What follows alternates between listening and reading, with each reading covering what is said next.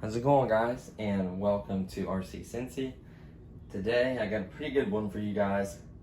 I'm super excited. I've been contemplating getting a twin engine plane. So I was actually looking at a couple of different planes, but honestly I wanted something bind and fly with AX3X at least. And the safe is nice for a switch. Most of the time I have it off anyways, unless I get in a hairy situation with what it's kind of designed for anyways. And I also wanted something kind of different. And me and my fiance was brainstorming, and she was the one that suggested to get a plane that can land on water that has floats. So this plane has floats. You can see in the little corner right over there. So it has floats. So I'm super excited that it has them. It also has a bunch of other features, which we'll kind of do a quick, kind of an overview. These overviews have been going honestly way too long, 40-50 minutes. It's too long a video, so I'm gonna try to trim this to about 25, not trim it, but try to shoot about 25 minutes.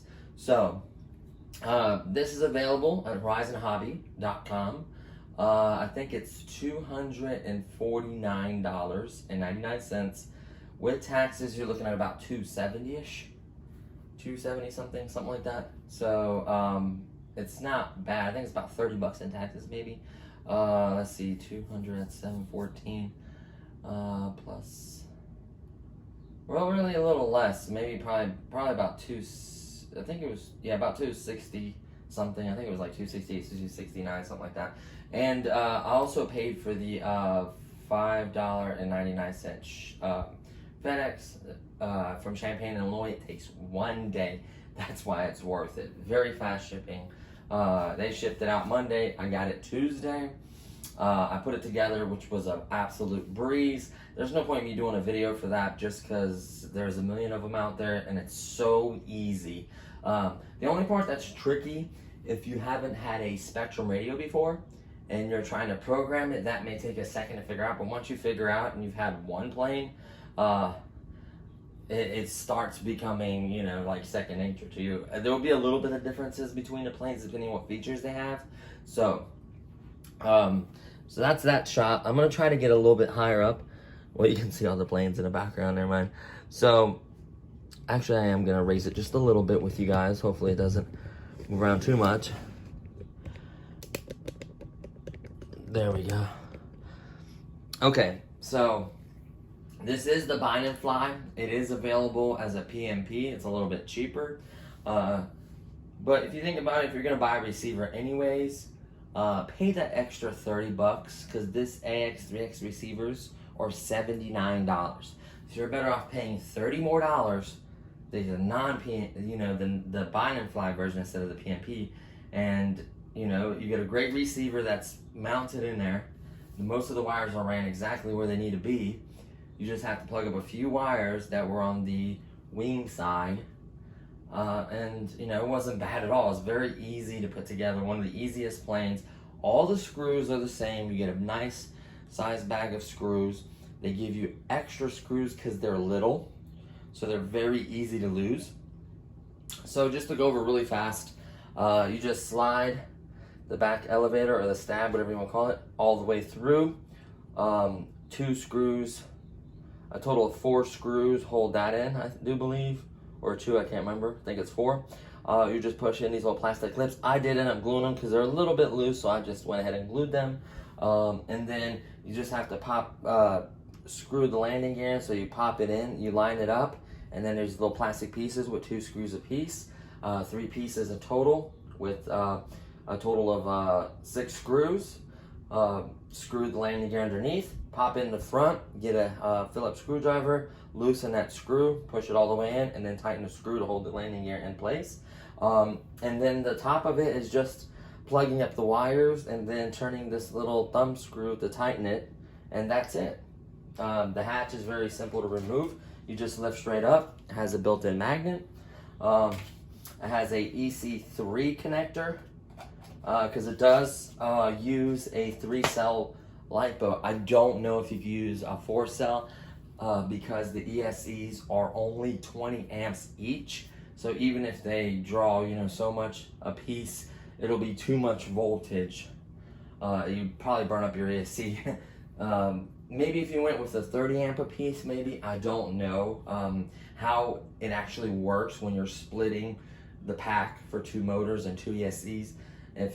I'm not sure of the formulas and what the proper one is. I know, for example, this Dallas DAW has a 30 amp ESC, and it recommends still a 3-cell. This one has a 40 amp ESC, the P51 Mustang behind it, and it can do a 4-cell. So honestly, you know, do your research. I don't know. I know you can run, instead of series, you can run parallel packs. Excuse me, my dog's pawing at the door, and I want to be able to let him in. Here you go, buddy. Sorry about that. He just wants to see what I'm doing. Hi, buddy. Up, up, up. So, parallel. You can use like 2 1800s. So, you know, it'll give you more bigger packs. So let's say you have, for instance, 2 3000s. That'll give you a 6000 milliamp pack. I probably wouldn't go bigger than 2 3000s. I'm not sure of the lift and the weight this can handle. I'm sure there's a way to figure it out. You know, and a CG is going to change and stuff like that. Make sure you watch all that. But I've seen folks put in 3200 milliamp packs. I've seen 3000, 28s, 26s. As low as 2200 is probably as low as I would go. So once again, 20 amp ESCs. I think it's like 1350 kVs. I'm not 100% sure on that. I'm just guessing. It does have flaps, so I absolutely love that. Your ailerons, your elevator, your rudder. The front of this, it does have a servo in here, or some kind of linkage or something, to where when the rudder turns, so does the front landing gear, which I love. Steerable wheel, you kind of need that on a tricycle landing gear. What else? It has lights. It has a solid, I think it's red on your left and maybe a green on your right, I do believe, if you're in a cockpit, with a flashing white, kind of like a strobe, but not as fancy where it flashes. It's kind of a slow flash. You may be able to change that or mod it, I don't know. It also has a beacon light on top of the rudder, and then it also has 2 nice forward-facing, kind of like landing lights, or to kind of see which way see that it's coming at you. That's kind of nice. When it's starting to get a little dusk, I wouldn't say probably like pitch black, but you know, sun's coming down, it may look pretty cool. The only issue with this one I find is the light kind of reflects upward. You may be able to put like some CA or some kind of something kind of help reflect the light out. I'll see, maybe I can do a mod for it, or move it up a little bit, or I don't know. I like the way they're fitted, so I don't want to mess with it too much. They're fitted really nice. They did a really good job of installing the lights. I like it. What else?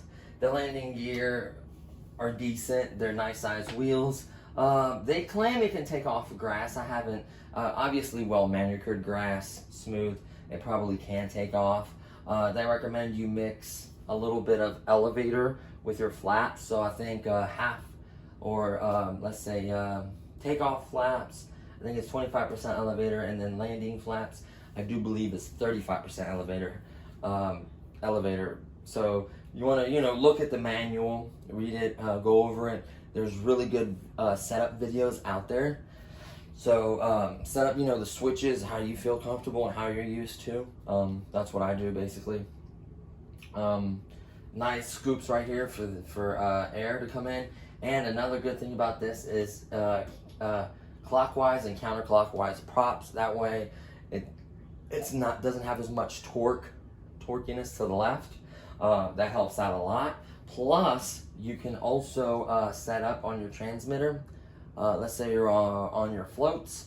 You can set up to where you can actually turn and kind of steer with whatever motor you want to turn. So you can do what's called, I think it's called a torque steering or something like that, to where you can set up what motor to spin to make it turn.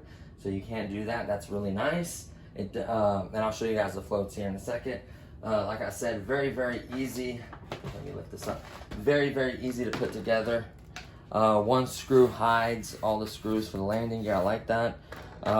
You can see the little connecting point right here for the rod that goes to the steerable little rudder on the float. I absolutely love that. Your float's just kind of the little rods kind of slide into here, and then obviously they connect here with a couple screws. I like the way they go together. It has these little braces. I don't know how much weight they actually hold, but it kind of, I guess it kind of helps support a little bit, makes it look more scale. Like I said, the top's very easy to access, just a screw right here, very easy. You have a decent amount of room in the battery bay, so you can fit. I have 3200. I'll show you the batteries I have currently. And I like the paint, the scheme. The blue may hide a little bit in the sky. You just kind of watch it. The lights is a nice feature. The flaps is a nice feature. You know, AX, 3X, safe, all those features are nice. The clockwise and counterclockwise props, just to keeping it from torque steering too hard. If you see on the box, it actually says skill level 2 in that left corner. So most of them are skill level 1, but skill level 2 is saying you basically have to fly this like a lot more than your typical AX, 3X safe airplane. A lot of them, you know, you let go of the sticks, it flies nice and level and straight. But once you're, you know, flying or moving around, it's on you. I mean, it's a lot easier to stall this plane, I would imagine. You have to, you know, watch when you're using flaps and make sure you give enough elevator, and like, you know, I mean, you know, make sure you get your nose down so you don't stall. I mean, if you know how to fly, you're going to be able to fly this. I guess it's more of an intermediate instead of a beginner. This is they say it's a great first twin engine plane, but not a first plane. So, so let me go over the batteries I have. So I actually purchased this particular battery right here. That's from Eflight, the actual manufacturer. 30C, 2200 milliamps. I actually purchased it for my Mustang, and I'm glad I did, because now I can use this for it. This is 2200, so they could recommend a 6-minute timer between, I think, 22 and 2800 milliamps or something. I think if you put like a 3000 or 32, you could probably give like 7 minutes, if I had to guess. But they want you to start off with a 6-minute timer. It can probably fly longer. 6-minute timer will probably give you a 30-40% battery. That way you don't trash your battery, and then you can decide, maybe put a voltage alarm in there and decide when you want to come in. So 6 minutes kind of say. So this is 2200 milliamps. This works great. It fits in there with plenty of room. And then you have the Glacier pack that I got in the other Mustang in the trade with the smaller Mustang I have, the Dallas Doll. This was part of the trade. It's a 3-cell, looks like a 30C 2600. So it's a little bit bigger than my other pack, which is nice. So give me a little bit more flight time. And then actually what I decided to do with these two, you'll see the video for the series to make a 6-cell. I used 2 of these 3-cell packs. They're 3200 50C, which I like. All those are 30. These are actually 50 if they're rated correctly, of course. So this is actually really nice because they're 3200, so they're fairly large packs. I have 2 of them. I did get the Deans to EC3 connector. I do have Deans to EC5, and I also bought EC3 to EC5. So in the future, I don't know if, you know, whatever, I like to have all the connectors. You know, I have EC3 to Dean to to XT60, so I have a lot of connectors, but I did not have Deans to EC3, which I would need for this particular aircraft. So now I can use this 3200, and I'm thinking I have 2 3000. I'll show you the packs. I'll review the packs, and I'm gonna review all these different packs, flight times, and everything. But I have 2 3000s coming, a great deal. I think it's like 30 something bucks for 2 3000 milliamp 3 cells. So these 3200s are kind of big and kind of heavy. I don't know if I want to use parallel in this particular case. I may try it with the 2-3000s if they're not too heavy. I'm going to fly it for a while first before I would try that and get used to the plane and make sure I can fly it good. I don't want to have issues, you know, with the plane and not flying it and wrecking it and all that kind of fun stuff. So I think I went over all the stuff. It does come with a little bind plug with a great manual. It also came with floats, which I haven't shared with you guys yet.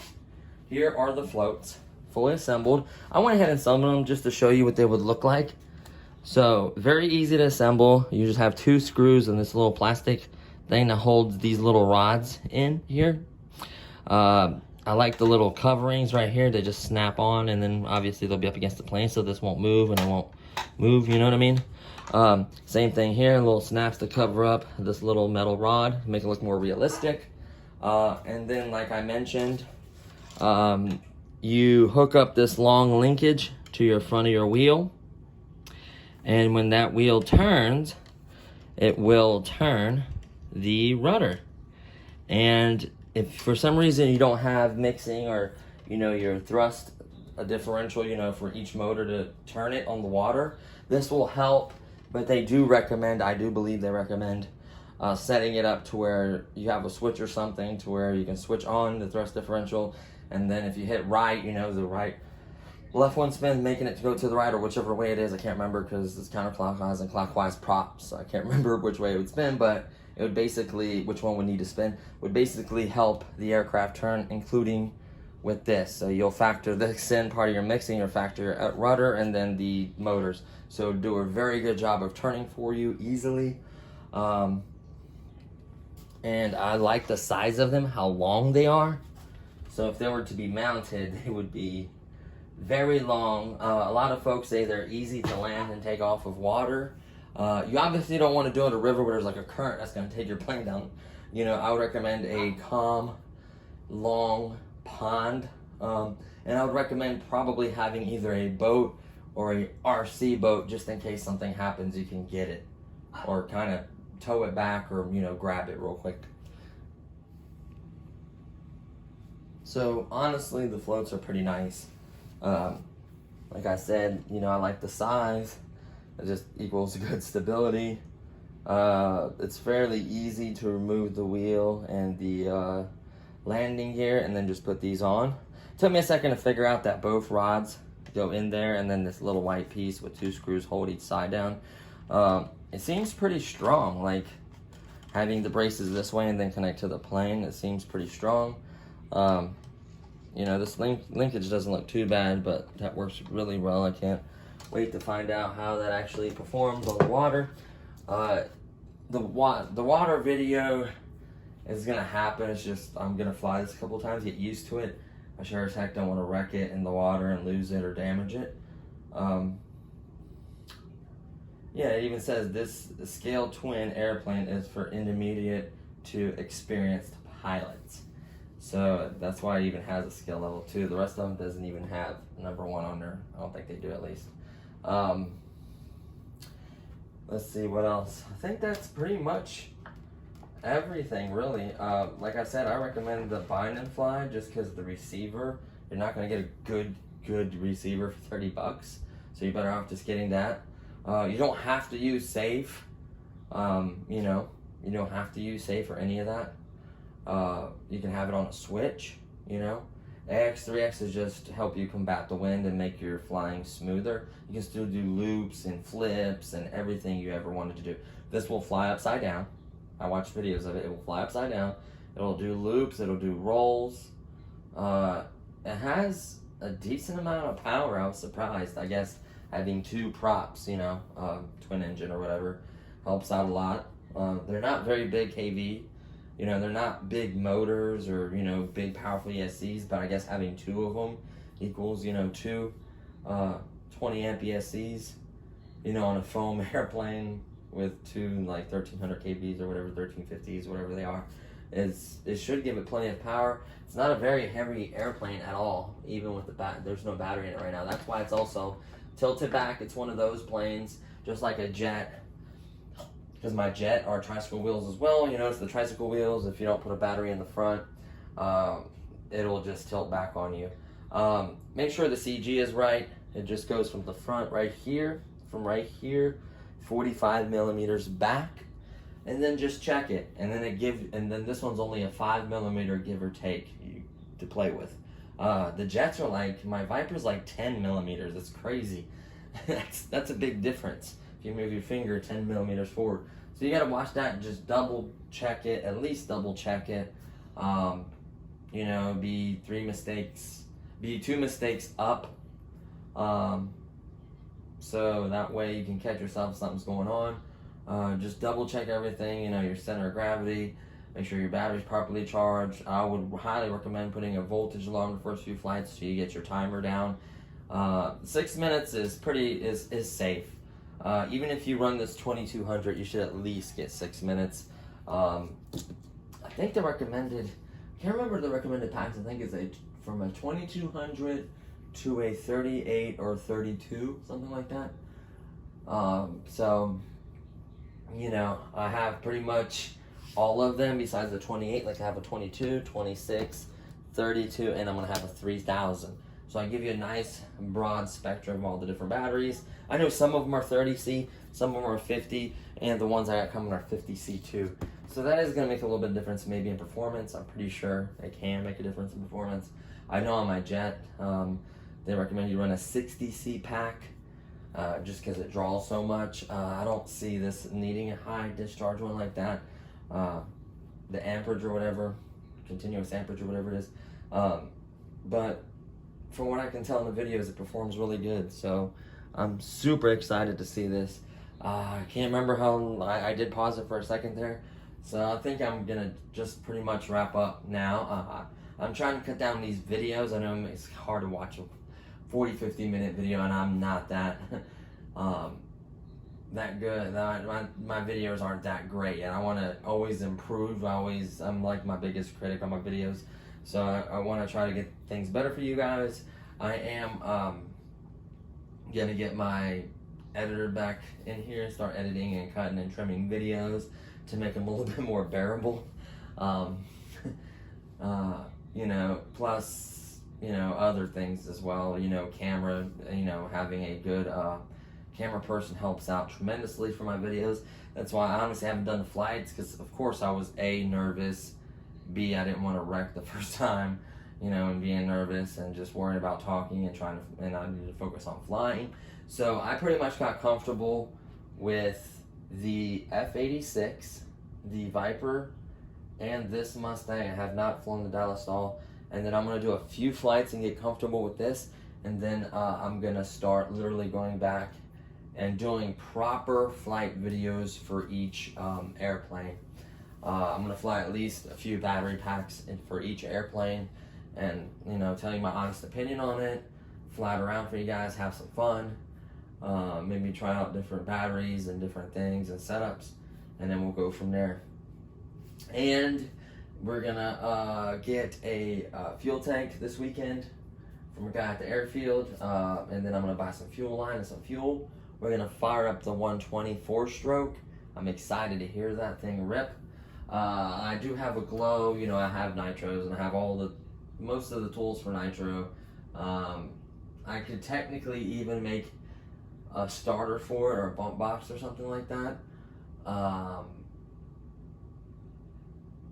I have all kinds of stuff. Like I said, I have a couple of different glow things. I have, you know, wrenches, after run oils, all kinds of stuff. Carburetor oils, you know, for the carburetor filter. Well, I actually don't have filters technically on airplanes, but I had like a bunch of nitro stuff. You know, I had a few nitros, so I'm excited to set that up and tune it and get to learning to tune it and adjust it correctly, and then figuring it out, and then moving it back to the airplane, doing a few more repairs, and then eventually flying that plane with you know, flying it. And it's a nice sized plane, and like I said, it needs a few repairs. It needs a servo, a fuel tank, fuel line, receiver, and receiver pack, and I have a transmitter, so we can get it up and running. So stay tuned. There's tons of videos. There's still lots of mods I want to do.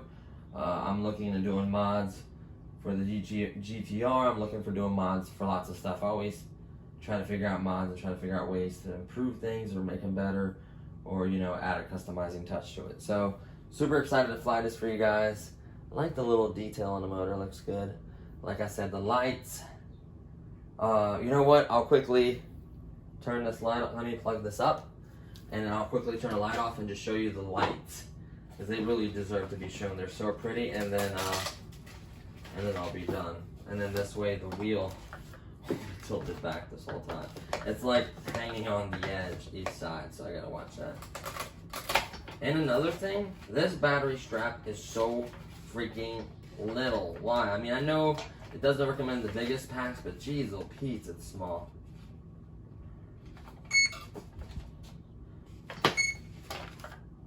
So it's gonna beep because it's looking for the transmitter. So I'll turn it at different angles so you can see. I gotta watch that, it's on that wing. So let's turn this light off, and then let's turn this light off. Let's see how that looks. So these, I'm gonna have to grab the actual camera for this. So those are the front landing lights. They're pretty darn bright. You can see the light on the wall. So you can see it's got a little strobe, it's got a little light that kind of flashes. It's supposed to be like a strobe light, I guess. And then this is, one's on the, what is it, port side or I can't remember the. So I know, typically the, your left side is red and then your right side is green if you're in the plane. I do know that, I do remember that. So there's the strobe for the right side with the green light. And then of course, the beacon light on the tail is pretty darn bright. So you can see how bright, I mean, you can see the, they are bright. Like really bright, like, and I wouldn't say this completely dark, but the sun going down, this thing is gonna look amazing.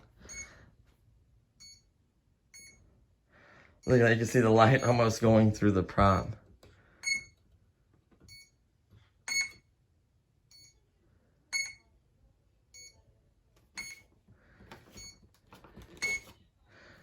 Okay, so, this is so hard to unplug one-handed. So let me set this down. Hold on, buddy, I'm done. He's like, you done, Dad? So I'm gonna quickly just unplug this. Oh my goodness. Honestly, that's one of my complaints with EC3. Some of them get like the connector gets a little wonky, and it's just literally so hard to pull apart. One of my multi-wire that's got multiple different heads to charging.